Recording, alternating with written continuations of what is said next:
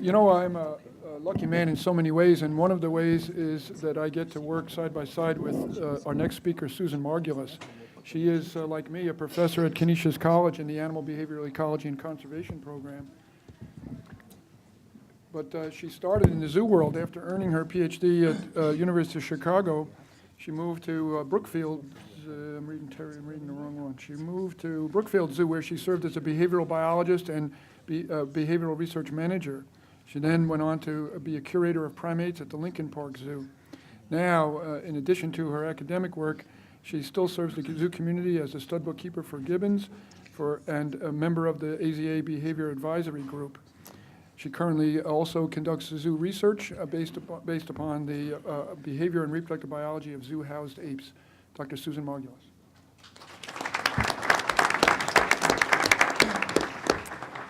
Thank you, Mike. And I just want to take a moment to thank you for organizing this amazing symposium. When you had the idea a while ago, but it was in October that it first started crystallizing, and I never thought you could pull it off in a mere 4 months, but you did.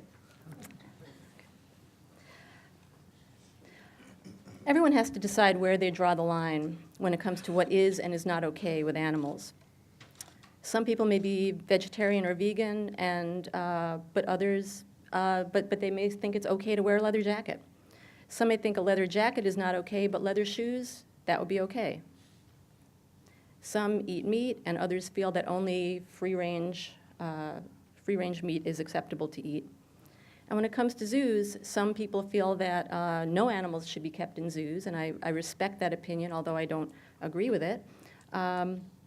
Others feel it's okay to keep some animals but not others in zoos, and others feel we can keep any animal in a zoo. It all depends on where you draw that line. And the thing to remember about that line is that it's a moving target.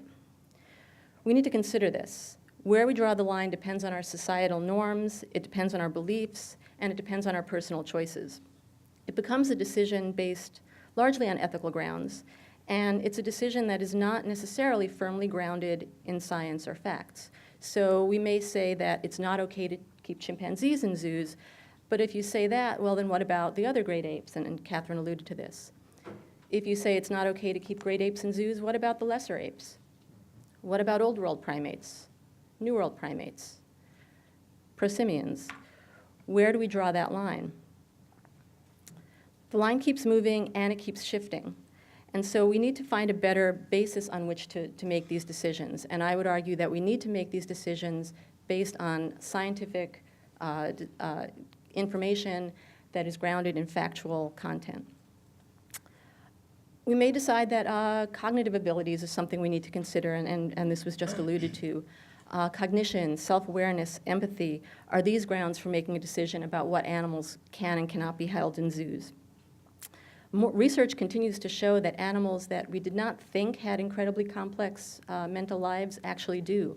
We see evidence for cognition, self-awareness, empathy in a range of species ranging from octopus to chimpanzee.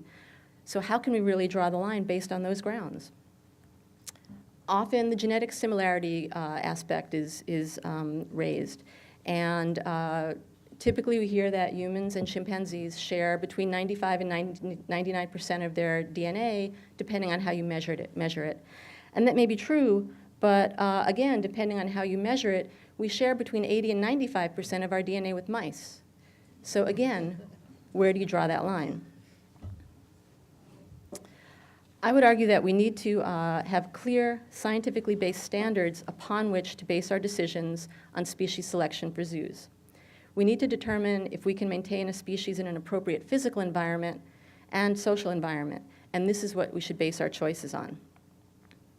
Now, I'll speak from the perspective of AZA, and I'll continue that sort of North American bias that we sort of inherently have, because those are the standards that I'm most familiar with.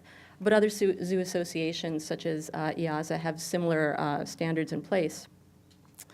Up until about 10 or 15 years ago, many of the tags and SSPs produced what were called husbandry manuals, which were general guidelines, compendia of information about how best to manage individual species in zoos.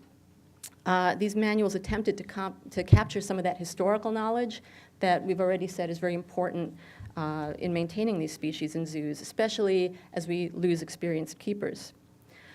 This shifted a number of years ago to animal welfare guidelines, which then became animal care manuals. And this was an effort to try to standardize what information we, as a zoological community, provided to institutions about how to manage and care for their animals. And I believe this process started 10 years ago. It may be 15. I've kind of lost track, but it's been a while. And I checked the AZA website a few days ago. There are 10 completed animal care manuals. These are the 10. There are 13 more that are in the review process, but there are over 300 SSP species. So clearly, something is not working if we want to implement these kinds of standards. And I would argue that there are certain things we need to really consider and change. First is we need to impose deadlines. SSPs and tags need to be accountable for completing these guidelines, or at least getting them into some sort of form in which they can be accessed and at least reviewed. Second, these guidelines need to have some sort of bite. There needs to be some accountability for institutions to adhere to these. And just if you look at the AZA website, these are not regulations, these are not rules, they're guidelines. The words that are used are things like best practices, recommendations, and, quote, not standards of care. So effectively, they become almost meaningless if zoos are not required to adhere to them. So as an industry, we need to make sure that when a zoo is accredited, they actually are adhering to these guidelines, and that we make them more than guidelines, but requirements. And finally, and this was alluded to yesterday by Ron, we often talk about minimum standards, but really what we need to be thinking about is optimum standards, not what is the minimum space requirement or the minimum temperature requirement for these animals, but what is the optimum? How can we do it even better than we currently do? I don't want to dwell on some of the examples that are often raised in this discussion, but rather talk about the general standards. I know these are species that are of particular concern, but I would argue that if we have standards, we can apply them to any species. So we need to ensure that we can meet the basic physical needs of animals. Can we provide the optimum, not minimum, space and environmental complexity? So for example, we may need to measure exhibits in acres, not meters, for certain species. If we can provide that much space, and although few zoos might be able to do it today, remember we're thinking 100 years out, then they should be able to maintain that species. Can we provide an adequately complex environment? Size matters, but it's not the only thing that matters. Even with intensive enrichment, many zoo exhibits lack the topography and the complexity that animals may experience in nature. In fact, they can't even come close. We need to be able to provide appropriate environmental conditions. Whether this means inside or outside is not really what I'm trying to say here. A warm weather animal that needs a lot of space can be maintained inside or outside.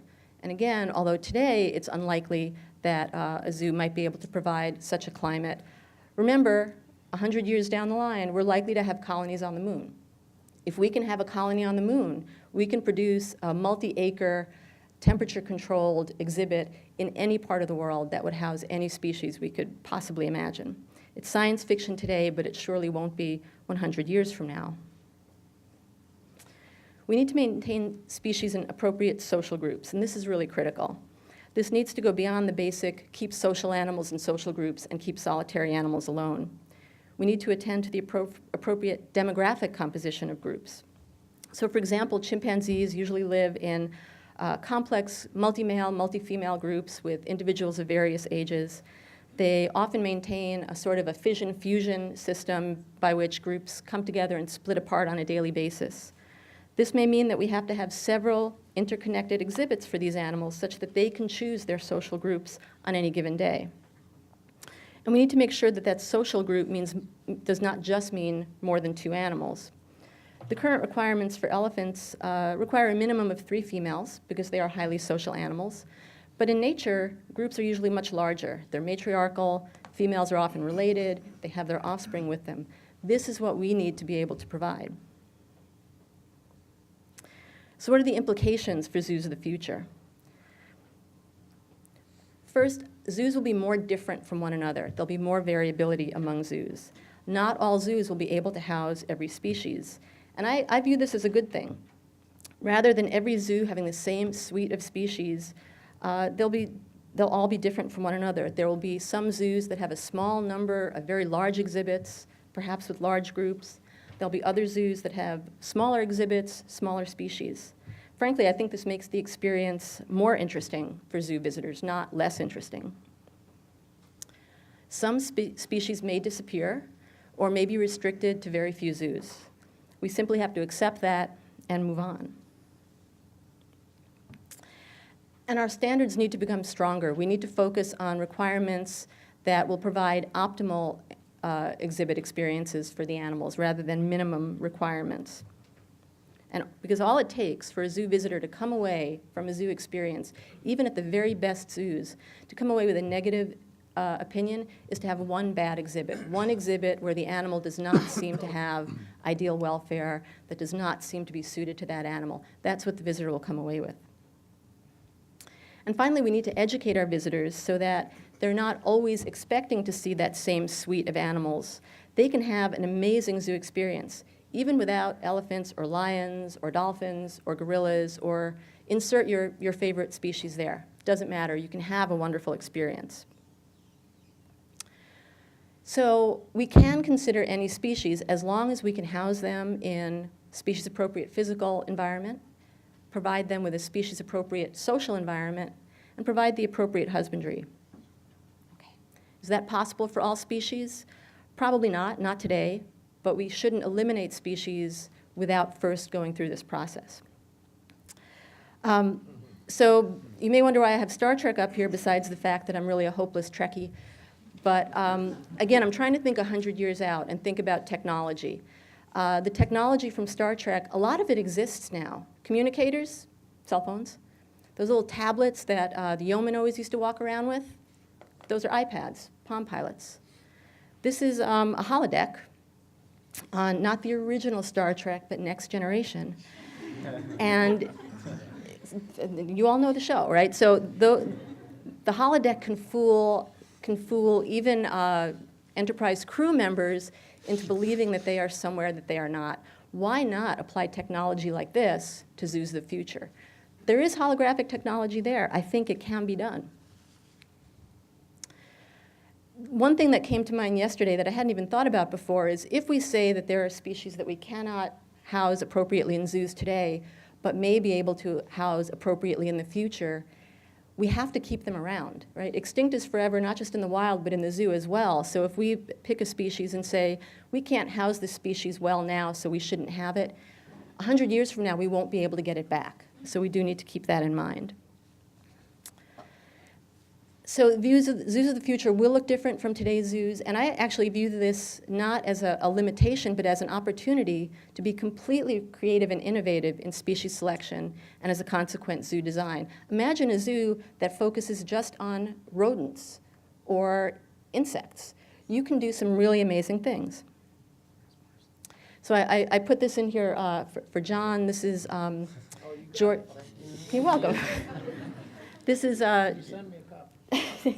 this is George Rabb's Evolution of Zoos diagram, and this sort of projects us into the 21st century. We've done really well. We're not quite all the way there yet, but now we're thinking about the 22nd century, and I think that we can take where our zoos are well beyond where this predicts us to be, but we need to have scientifically based decisions on how we manage zoos and how we select the species that we exhibit. Thank you.